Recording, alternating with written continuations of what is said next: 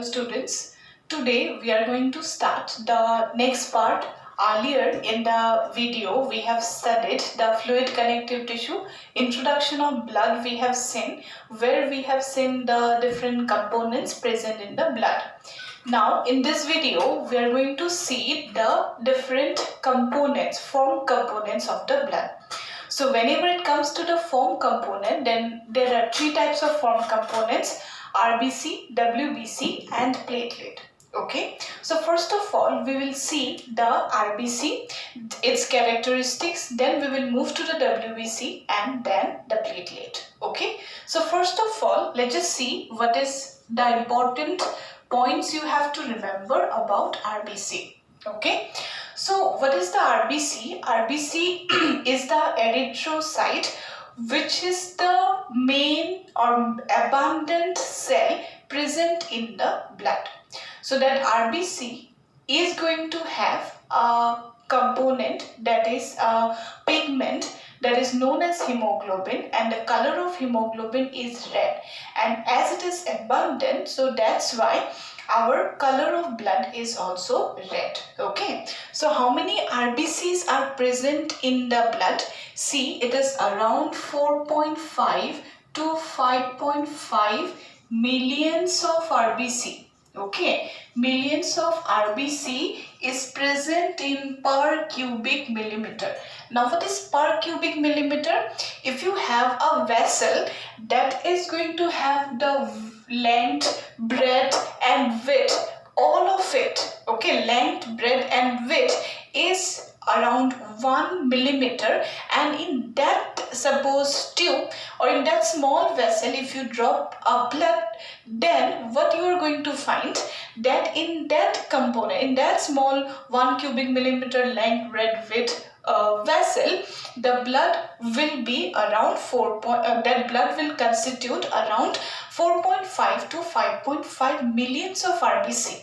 Now just see what is happening, that how it will vary. 1 millions can vary person to person.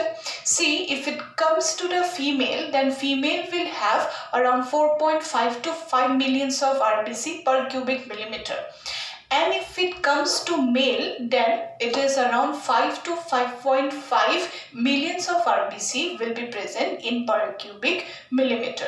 Okay, remember that. So that is the count, RBC count in the blood. Okay, second thing you have to know that this RBC, what is the shape, size, structure of the RBC? Okay, so if it comes to the RBC, yes, it is what we can call, this is biconcave. Okay, it is biconcave structure. Okay, and why it is biconcave? See, first of all, whenever RBC is formed, and where it is formed in the red bone marrow. You can remember whenever we have studied the bone, then the spongy bone, I have told that in the spongy bone there is a red bone marrow part, and in that red bone marrow part what we have the some cells, that cells will produce the RBC. So just see what happened, this RBC, whenever it is produced in the bone marrow, it is going to be round and it is having the nucleus. But what happened, this nucleus later on, whenever RBC get matured, the nucleus just popped outside. That nucleus will be propelled outside and the RBC become anucleated, that means without nucleus. So that RBC is a cell which is not going to have the nucleus. And what is the reason why the RBC don't have the nucleus? The reason is that the RBC need to increase its area so that it can transport maximum oxygen. So if that RBC have the nucleus within it, then what will happen? The space where the cytoplasm is present, that area, that space will be limited, and in that limited area they can transport minimum oxygen. If you remove that nucleus, then this whole structure is going to have the cytoplasm only, isn't that? So in that whole area it will transport only oxygen, right? So just see what happened. This RBC is basically biconcave. First of all, it is round. Okay, but whenever from that RBC nucleus is removed, then in the middle there will be a depression develop. Okay, so it is, that's why biconcave in nature. So if you see the flat structure, then it will be biconcave. If you see from the edges, that means from lateral sides, then how it look like? It will look like that from both the sides it is going to have the depression. Okay, now if you see the size wise, what is the measurement, then its diameter is around 7 to 8 mu. Okay, and if you see its width, then in the central region it is around 1 mu, and towards the edges it will be around 2 mu. Okay, so what will be the measurement? It is the biconcave anucleated cell. Okay, measuring about 7 to 8 mu in diameter. Remember, this is the whole diameter. Okay, and in the width it is around 1 to 2 mu in width.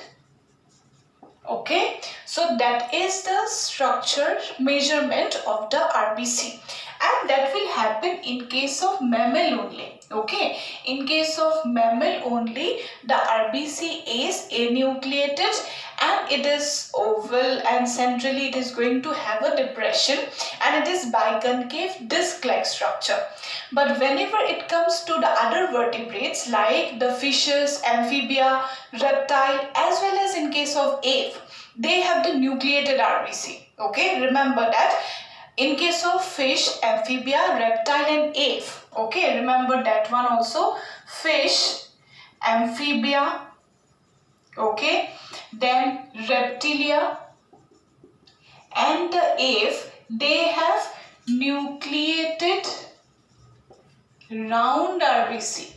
Okay, but whenever it comes to the RBC of mammal, then we don't have the nucleus inside the RBC, so that's why it become biconcave in nature. Okay, now if it comes to, there are two species in mammal itself, they are the camel and llama. Okay, camel and llama also have anucleated RBC, but the shape is still round. Okay, we have oval and biconcave RBC, we will have a central depression, but in case of the camel and llama, they will have the round RBC. Okay, and that will happen only for the mammal. If you see fishes, amphibia, reptile and the ape, they are going to have the nucleus in the RBC. And I told why this RBC is going to lack the nucleus whenever it gets matured. The reason is so that it can transport maximum oxygen. If the nucleus is present inside the RBC, the area for the oxygen transport will be less, so that's why it removed this nucleus. It develop more surface, more area, so that it can transport more and more oxygen. That is the reason. Okay, so this is very important point. Now the next thing, that if it comes to the RBC, does it lack only the nucleus or some other structures will be also absent? Okay, so just see, in case of the RBC, it will also lack the mitochondria. Okay, it will lack mitochondria and endoplasmic reticulum, because endoplasmic reticulum will be associated with the nuclear membrane. As that RBC don't have the nucleus, then obviously endoplasmic reticulum will be absent. So you know what is the function of the mitochondria? What is that? This mitochondria will be a energy production house, isn't that? So that cell have to have its own metabolism. The RBC have to break the glucose inside it, and after that it has to produce its own energy, ATP, for its own survival. but this RBC will lack the mitochondria also. So that's why it is not produce, it will not have the aerobic respiration. Okay, remember what is aerobic and anaerobic respiration. If suppose that respiration involves the oxygen, that will be the aerobic respiration, and if do not involve the oxygen, in presence of carbon dioxide or in absence of oxygen, if respiration had taken place, that will be anaerobic respiration. Okay, remember that. What happened in case of our RBC, due to the lack of this nucleus, it will undergo anaerobic respiration, and thus it is going to produce the lactic acid. Okay, so it will undergo anaerobic respiration. Okay, and that's why it produce lactic acid. Okay, it will produce lactic acid and produce less amount of ATP. Okay, only around 2 ATPs will be formed as a result of anaerobic respiration. Now also one thing we know that if it comes to any cell, that cell undergo mitosis and one cell produce two cell, right? Now if it comes to the RBC, is it possible that it can undergo mitosis? No, in case of RBC, that will not undergo mitosis. It will be after its lifespan, it will die. Okay, one RBC cannot undergo mitosis and produce two cells. Okay, so what happened? This RBC, after completing its lifespan, it will die in one organ that is known as spleen. Right, so remember one thing, that what is the lifespan of the RBC? It will survive for around 120 days. Okay, 120 days means how many months? 4 months. For 4 months the RBC will survive. Okay, remember that. This RBC is formed. Where it is going to form? It is formed in the bone marrow. Okay, it is formed in the bone marrow and die in the spleen. It cannot undergo mitosis due to the lack of the nucleus, and that's why after completing its life cycle, it is around 120 days, it will die in the spleen. Where it is produced? It is produced in the bone marrow from a cell that we can call it as the hematoblast. Okay, so it is formed in the bone marrow from a cell. Okay, from a cell. What is that cell? That will be hematoblast. Okay, and this hematoblast will produce the RBC whenever in the body there is a shortage of oxygen. Whenever we have shortage of oxygen in our body, then what happen? Kidney produce a enzyme. And what is that enzyme? That will be the erythropoietin. Remember, this is a very important point. During the shortage, okay, remember that during the shortage of oxygen, kidney produce erythropoietin. So erythropoietin is the enzyme necessary for the production of the RBC from the cell, that is hematoblast or hematocytoblast, same thing. Now what happens, that during the oxygen, so you know that what is the function of the RBC? It will transport the oxygen. Now if suppose the body lacks oxygen in its tissue, inside our body in the dissolved state we have oxygen that should be present in our body. Now if there is a declining of oxygen inside our body, then kidney thinks that there is a shortage of RBC. So kidney will produce a enzyme that will be necessary for the process of RBC production. The production of RBC is known as erythropoiesis, and that enzyme is produced from the kidney, that will be known as the erythropoietin. So kidney produce the erythropoietin as a result of less oxygen level in the body, and it will induce the hematocytoblast to undergo erythropoiesis erythropoiesis. Now what is erythropoiesis? Erythropoiesis is the procedure or the production of RBC. So the process by which the RBC is produced from the hematocytoblast inside the bone marrow is known as erythropoiesis. And for the erythropoiesis there is an enzyme required, and that enzyme is known as the erythropoietin, and that erythropoietin will be produced by the kidney. And when the kidney will produce the erythropoietin? Whenever there is a decrease of oxygen in our tissue. Okay, so this is actually by a cyclic process the RBC is produced, right? So this is important point. The next important point also we have to remember that there are some conditions. What are the conditions? That if suppose our body have excess level of RBC, suppose normal RBC count should be around 5, suppose average 5 millions of RBC per cubic millimeter.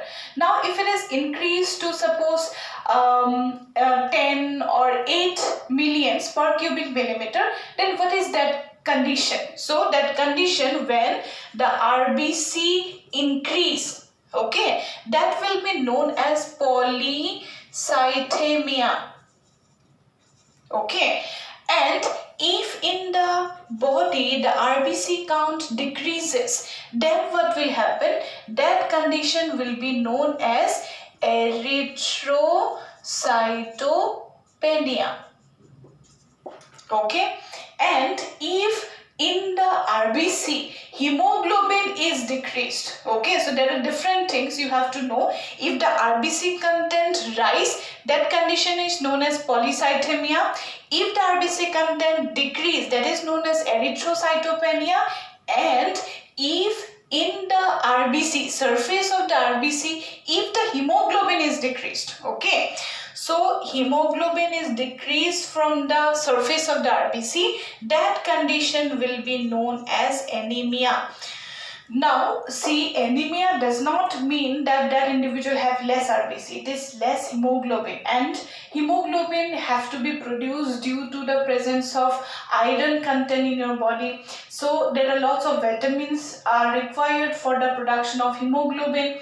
So hemoglobin, that proteins are necessary. So that hemoglobin have to be produced in our body necessarily, and if due to the lack of some nutrients our body cannot get sufficient iron, then our iron, folic acid, vitamin, if it is decreased, then our body cannot produce sufficiently hemoglobin. And if there is lack of hemoglobin, RBC will have less hemoglobin, and due to the less hemoglobin our body will not get sufficient oxygen.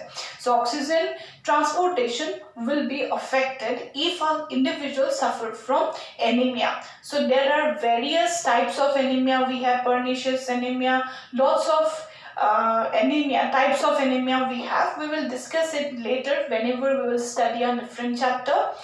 Now these are the conditions, so you have to remember about this RBC's introduction, then the conditions. One thing also we need to know that if an individual, see, there are two conditions also I need to tell you, that is it possible that normally our body can increase the RBC? Yes, our body can increase the RBC. If an individual go to a gym, they regularly exercise, then obviously for sure 100% he will have rise of RBC. Okay, but that is not polycythemia. Polycythemia means abnormal increase of RBC, but naturally one individual can have around 5.8, 5.9, 6 millions of RBC in per cubic millimeter of blood. That will be regular exercise. Okay, so due to regular exercise one individual can increase the RBC. Now what happen if suppose one individual get alcoholic, he will get addicted to drugs, suppose basically it is alcohol, then what happen? RBC surface will increase and the number of RBC will decrease. Okay, so that is one condition. Whenever individuals start to take the drugs, basically alcohol, then the surface of RBC will increase and the RBC number will decrease. Okay, Next thing, that if an individual from a normal habitation, suppose it is in the plain, if an individual from the plain move to the higher altitude, then what happen? The RBC count will start to increase. Okay, and we should know there is a difference of the blood RBC content of a individual he is living in the higher altitude. Then in case of a plain, in that plane the people will have around 5 millions of RBC per cubic millimeter, but the people who are residing in the hilly areas in the higher altitude, they will have little bit more oxygen, little bit more hemoglobin in the surface of the RBC, so that's why RBC number is increased. Okay, remember that thing, that if an individual of plane move to the higher altitude, then the body have to absorb maximum oxygen, because in the higher altitude the amount of oxygen is decreased. So to compensate that less oxygen level, the body start to produce more and more RBC. So RBC number will increase if an individual migrates to the higher altitude. Okay, so these are the three conditions you have to know. One thing also you have to know that RBC, where it is going to die, it is going to die in the spleen. Okay, one thing also you need to remember, what is the membrane of RBC known as? Okay, so the membrane of RBC, okay, so the membrane of RBC is known as Donan's membrane. Okay, so this is known as Donan's membrane. And one thing you need to know, that if the Donan's membrane break, if suppose the RBC is died after 120 days, it will